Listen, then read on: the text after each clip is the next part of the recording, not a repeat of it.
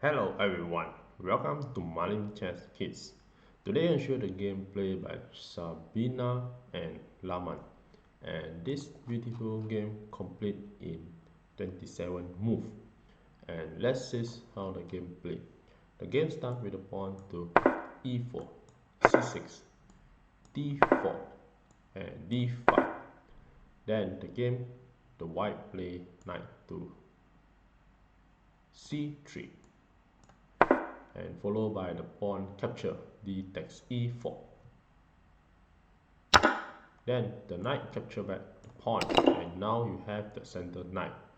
And after this, bishop to f5 attacking the knight, and the knight just back to g3 attacking back the bishop. And here the bishop just back to g6. And this is a first 5 move, and the white is better in this position.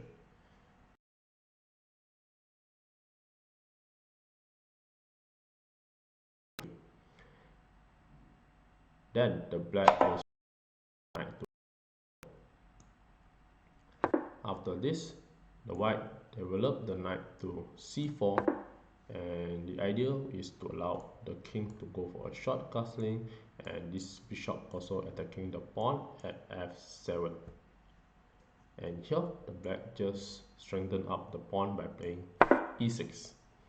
Then the white just go for a short castling, and the queen develop to c7, and this allowed the king to castling the queen side. And the idea, the queen will have a long diagonal attack the knight and also the pawn at h2. After this, the knight move to f4, trying to attack the bishop as well. And here the black just go for a short castling, and now the white push c3, and this allowed the queen to go to b3. Also can go to a4, trying to attack the pawn at a7. And if the pawn move up, then once the queen at b3, and the bishop can just capture the pawn and attack the knight and be winning a piece. So after this move, the black just move bishop to d6, continue to develop and attacking the knight. After this move, the queen just goes to f3 to develop and defend the knight. At this position, this is the first 10 move, and the position now is still equal for both sides. So the white just continue to play queen f3, and the black just continue to develop knight g to f6. Then was played from the black, trying to attack the pawn. So at this moment, the white capture the pawn, and here the knight capture it back, and now you have 2 knights in this 16 square, and it's giving the black a slightly an edge. And you can see much of the pieces of the black is in this 16 square. So after knight capture, knight takes g6, and you have 3 black minor in the board. There is nothing for the white. So after this move, the pawn capture, h takes g6, and this allowed the rook to open up the h file, and you can double up the rook, then continue to attack and win the pawn. So after this move, bishop g5 was played, trying to attack the knight. One of the possible consideration that can play would be playing h3, and this could be considered, and this will strengthen up the white position. So in the actual game, after bishop g5, now knight c to e4, and now the black is keep moving the pieces forward and attack the black. And at this position, if you use the knight to capture, then it will be a mate in4. For example, after bishop capture, check, then the king goes to h1, and after this, here come a very nice tactic where you can go the bishop to g1, and this is an open check. And here, if you block with the bishop, the rook will just capture and check. Or the better move, you have the queen h2 checkmate. It's a very nice checkmate. Or if you block with the queen, for example, and the same things that the rook will just capture and you go for a check. And now, regardless what the white play, it will be a checkmate. For example, if you capture with the pawn, then the queen goes to h2 checkmate. And if you capture the bishop, then the queen goes to h2 checkmate as well. So back to the position. So this bishop to g1, it will be a very nice checkmate.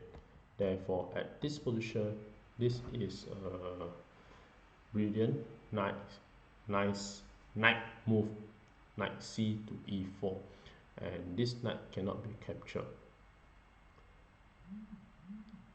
And move bishop e3 was played. After this, the rook now goes to h4, and you have the idea of playing rook to f4 later to attack the queen. And after this move, the white just play rook f to d1, and then the rook now d to h8 and double up the rook, and now with the idea of attacking the pawn at h2. After this, h3 was played, and here the knight just captured the knight and the pawn capture.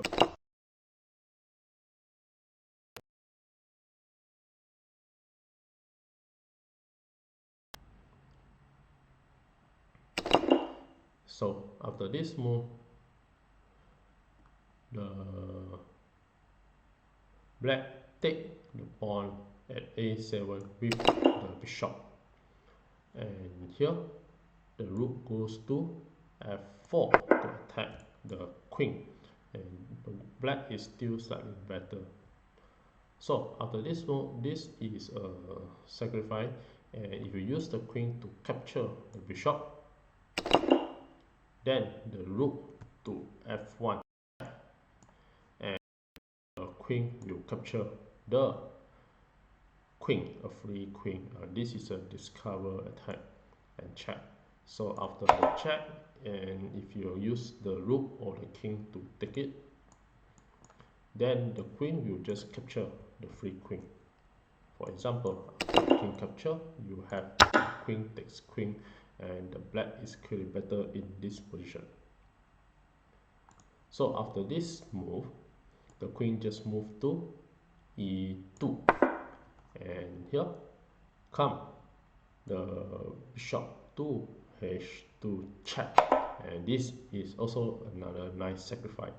And this bishop you cannot capture, and if you capture the bishop, then again you have this cover attack by moving away the rook.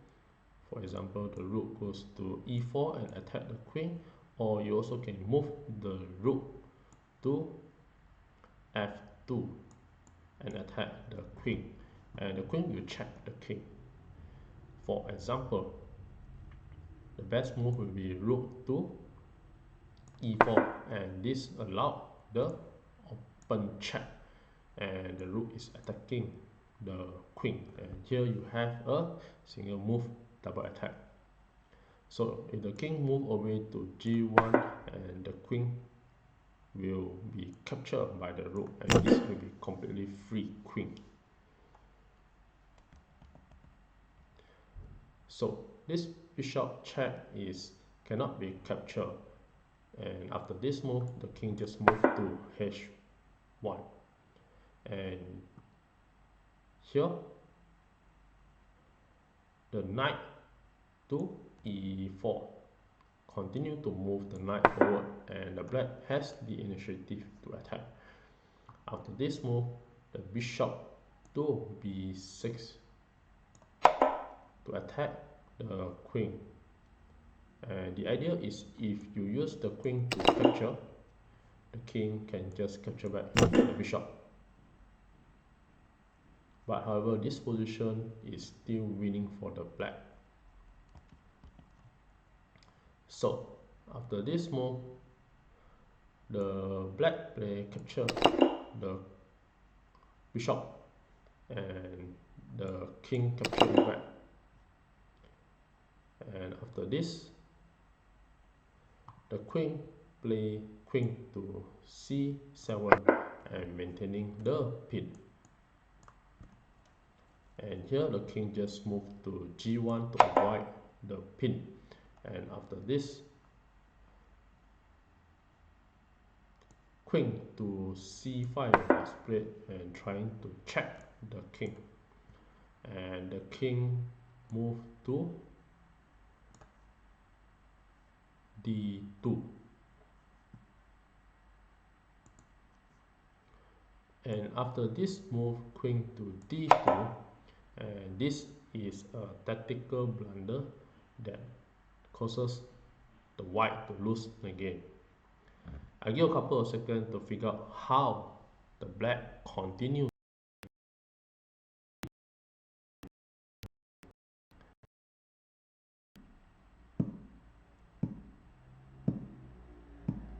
Well, congratulations for those who found the answer, and for those who like to enjoy the show, here are the moves that the black play and win and mate in 5. The beautiful idea is to play a rook sacrifice. Rook takes h3 and check the king. After the rook, and you can see that the king is completely checked, and all the move cannot be blocked. So the other way is to capture with the pawn or the king. And in the actual game, the white capture with the rook. And after capture the rook, here come another rook sacrifice by playing rook to h4 check the king. And after this check, now you can see that nothing can block the check, and the other way is to capture with the king. And after capture the king, here you have the queen to g5 check the king, and after the king goes to h3, you have the queen to g3 checkmate, and this is a very nice checkmate. So back to this position. If you capture with the pawn, such as pawn takes h3, then now you have the rook to f2 check. And here, if you capture with the queen, then the queen will just capture back and check the king again. And after this, king to h1, then you have the knight to g3, a checkmate by a single knight. And back to this position, if you don't capture the rook, if you move away the king, such as king to h1, then the knight will continue to check. And after this, king to g1, then you have a rook to f1, check. And again, you have a very nice open double check. And therefore, after this move, if you block with the queen, it cannot, because the rook is still check the king. So the other way to play this is to play king to h2 or g2. And let's say if you play the king to g2,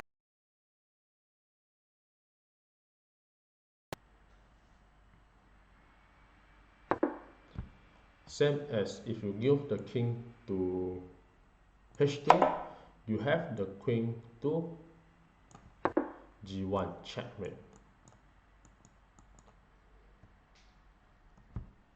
So in this game, the beautiful move is this rook sacrifice. Then the rook sacrifice again, and you have the double rook sacrifice and win the game and mate in 5. And with this, thank you.